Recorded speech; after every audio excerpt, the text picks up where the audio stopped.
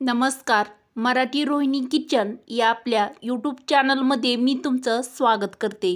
तर माझ्या प्रत्येक सुगरणीचा स्वयंपाक अतिशय खमंग असा होण्यासाठी उपयुक्त अशा किचन टिप, चला तर मग व्हिडिओला सुरुवात करूया. Tip number 1. ज्या नवीन स्वयंपाक शिकणाऱ्या मुली आहेत त्यांच्याकडून बरेच वेळा गुळाचा चहा करताना तो फाटतो. तर गुळाचा चहा करताना अजिबात फाटू नये यासाठी ही खास टिप. तर गुळाचा चहा करताना दूध घातलं की चहा फाटतो. त्यासाठी गुळाचा चहा बनवताना अगोदर त्यामध्ये चहा पावडर, आलं, दूध आधी घालून घ्यावं व सगळ्यात शेवटी त्यामध्ये गूळ घालावा. या पद्धतीने जर तुम्ही गुळाचा चहा बनवला तर गुळाचा चहा हा अजिबात फाटत नाही किंवा फाटणार नाही.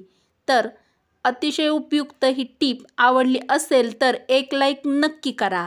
प्रत्येक सुगरणीच्या कामी येईल अशी टीप नंबर 2. छोले किंवा वाटाण्याची रस्सा भाजी बनवताना भाजी छान घट्ट व दाटसर अशी होण्यासाठी त्यामध्ये थोडे वाटाणे किंवा छोले मिक्सरला वाटून त्याची बारीक पेस्ट भाजीत घालावी.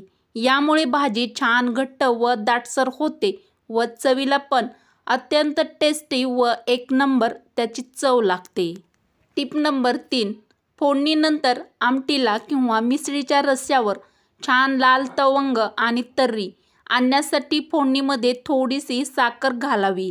यामुळे आमटीला किंवा मिसळीच्या रस्स्याला छान लाल तवंग किंवा तर्री येते. प्रत्येक सुगरणीच्या व गृहिणीच्या कामी येईल अशी अत्यंत खास टिप नंबर 4.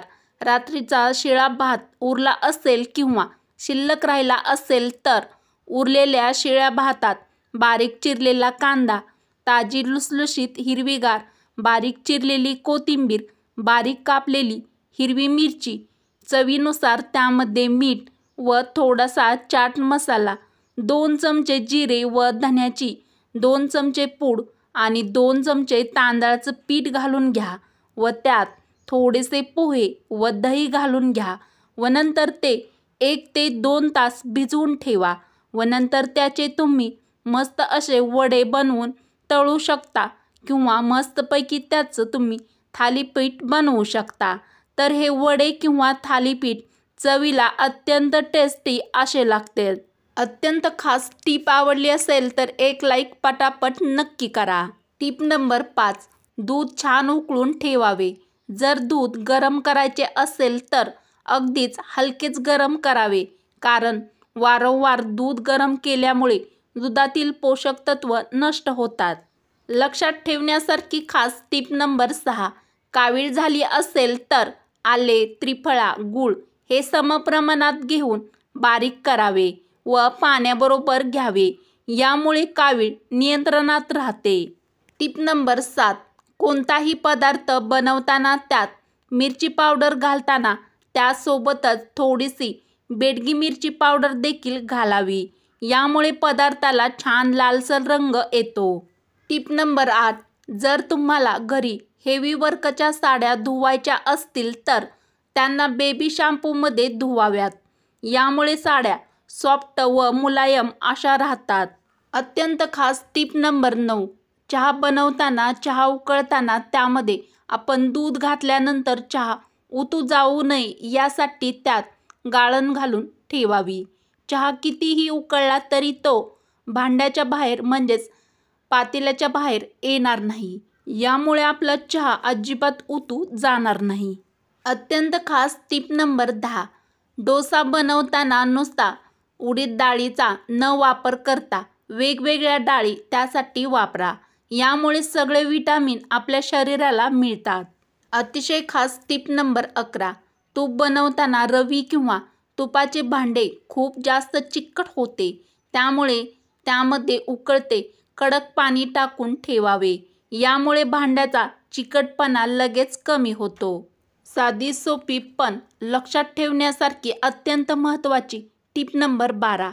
नियमितपणे व्हाईट ब्रेडचे सेवन केल्यामुळे शरीराला नुकसान होऊ शकते, कारण त्यामध्ये शरीराला पोषक कोणतेही घटक नसतात. टीप नंबर 13.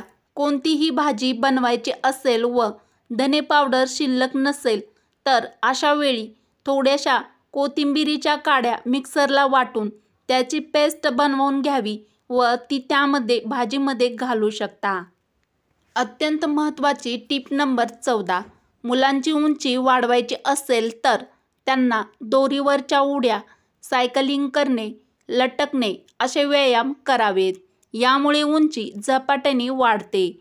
तर तुमच्या पण मुलाची उंची वाढवण्यासाठी तुम्ही ही टीप किंवा ट्रिक्स फॉलो करा. टीप नंबर 15. शिरा करताना रवा निम्मा भाजल्यानंतर ओल्या नारळाचा चव त्यामध्ये घालून पुन्हा भाजावा व नंतर आपण बनवतो तसाच अगदी नेहमीसारखा शिरा बनवावा. यामुळे शिरा चवदार होतो.